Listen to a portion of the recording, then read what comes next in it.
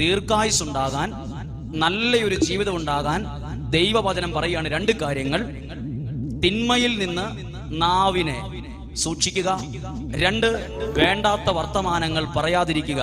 വ്യാജ ഭാഷണങ്ങൾ വീട്ടുകളിലോ പുറത്തോ അയൽവാസികളോടോ സുഹൃത്തുക്കളോടോ പറയരുത്. അങ്ങനെ പറയരുതാത്ത 5 വാക്യങ്ങൾ.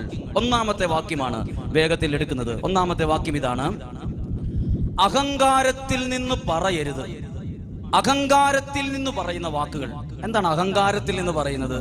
ശ്രദ്ധിച്ചോ, ഈ വാക്കുകൾ നമ്മൾ പറയാതിരുന്നാൽ നമ്മുടെ ജീവിതത്തിലേക്ക് ഒരു പിശാചിനും ഒരിക്കലും കടന്നു വരാൻ ഒക്കത്തില്ല, കഴിയില്ല. അഹങ്കാരത്തിൽ നിന്ന് പറയരുത്. എന്താണ് ഒന്നാമത്തേത്? എന്നെ തൊടാൻ ആർക്കും പറ്റത്തില്ല, പറയരുത്. എന്നെ തൊടാൻ. പിന്നെ പറയരുത്, നിന്റെ ഒന്നും ഔദാര്യം കൊണ്ടല്ലടാ ഞാൻ ജീവിക്കുന്ന ഇവിടെ, നിന്റെ ശമ്പളം കൊണ്ടൊന്നുമല്ല ഞാൻ ഇവിടെ മുന്നോട്ട് പോകുന്നത്, എനിക്ക് ഇത്രയും സ്ഥലം കിട്ടിയോണ്ടൊന്നും അല്ല, നിന്റെ ഒന്നും ഔദാര്യം കൊണ്ടൊന്നും അല്ല ഞാൻ ജീവിക്കുന്നത്. ഇത് പറയരുത്. വീണ്ടും ഞാൻ ഒരു കാര്യത്തിന്റെ താഴെയുള്ള കുറച്ച് കാര്യങ്ങളാണ് പറയുന്നത്. അഹങ്കാരത്തിൽ നിന്ന് പറയരുത്. അതിലാണ് എന്നെ ആർക്കും തൊടാൻ പറ്റത്തില്ല. അടുത്തതാണ് ഞാനാ തീരുമാനിക്കുന്നത്. ഇവിടെ ഞാൻ തീരുമാനിക്കും.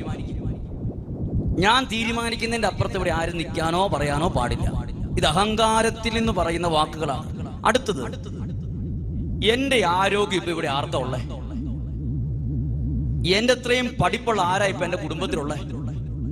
എന്റെ അത്രയും സൗന്ദര്യമുള്ളവർ ആരാ ഇപ്പൊ ഇവിടെ ഉള്ളേ? ഇങ്ങനത്തെ കാര്യങ്ങൾ പറയരുത്.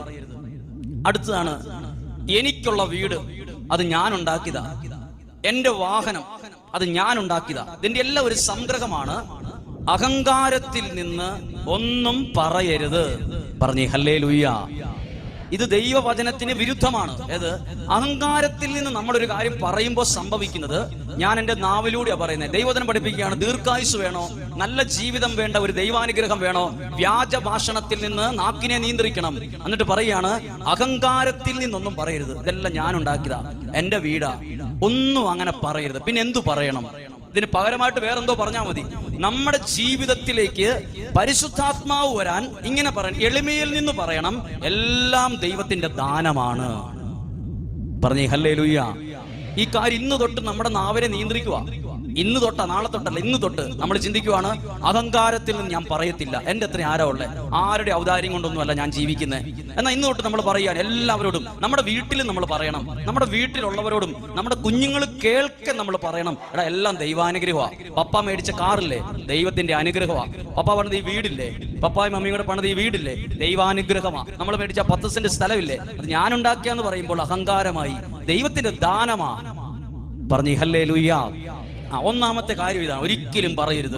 അഹങ്കാരത്തിൽ നിന്ന് പറയരുത്. പിന്നെ എങ്ങനെ പറയണം? എല്ലാം ദൈവത്തിന്റെ ദാനമാണെന്ന് പറഞ്ഞ്. അങ്ങനെ നമ്മൾ പറയുമ്പോൾ കിട്ടുന്ന ഒരു പ്രത്യേകതയാണ്, എല്ലാം ദൈവത്തിന്റെ ദാനമാണ്. എന്റെ പ്രസംഗിക്കാനുള്ള കഴിവ് ദൈവത്തിന്റെ ദാനമാണ്, എനിക്ക് പാടാനുള്ള കഴിവ് ദൈവത്തിന്റെ ദാനമാണ്, ഇവിടെ ആളുകൾ പ്രാർത്ഥിക്കാൻ വരുന്നത് ദൈവത്തിന്റെ ദാനമാണെന്ന് പറയുമ്പോൾ, ഞാനത് പറയുമ്പോൾ തന്നെ എന്റെ ഉള്ളിലേക്ക് വരുന്നത് ദൈവത്തിന്റെ ശക്തിയാണ്. നിങ്ങൾ ഉള്ളിൽ തന്നെ ഈ വാക്കൊന്ന് പറഞ്ഞു നോക്കിക്കേ, എനിക്കുള്ളതെല്ലാം ദൈവത്തിന്റെ ദാനമാണ്. അപ്പൊ തന്നെ നിങ്ങൾക്ക് പോസിറ്റീവ് എനർജിയാണോ നെഗറ്റീവ് എനർജിയാണോ വരുന്നത് നമ്മുടെ ശരീരത്തിൽ അനുഭവിക്കാൻ പറ്റും. എല്ലാം എന്റെ ഔദാര്യം കൊണ്ടാന്ന് പറഞ്ഞു നോക്കുമ്പോൾ നമ്മുടെ ഉള്ളിൽ നെഗറ്റീവ് എനർജിയാ വരുന്നത്. എന്റെ ദൈവം തന്നതല്ലാതെ എനിക്ക് ഒന്നുമില്ല. അങ്ങനെ പറയുമ്പോൾ എനിക്ക് കിട്ടുന്നത് ഒരു ദൈവകൃപയാണ്. പറഞ്ഞേ ഹല്ലേലൂയ. അവർക്ക് പറഞ്ഞേ ഹല്ലേലൂയ. രണ്ടാമത്തെ വാക്ക്, ഒരിക്കലും പറയരുതാത്ത ഒന്നാമത്തെ സെന്റൻസ് ആണ്, അഹങ്കാരത്തിൽ നിന്ന് പറയരുത്.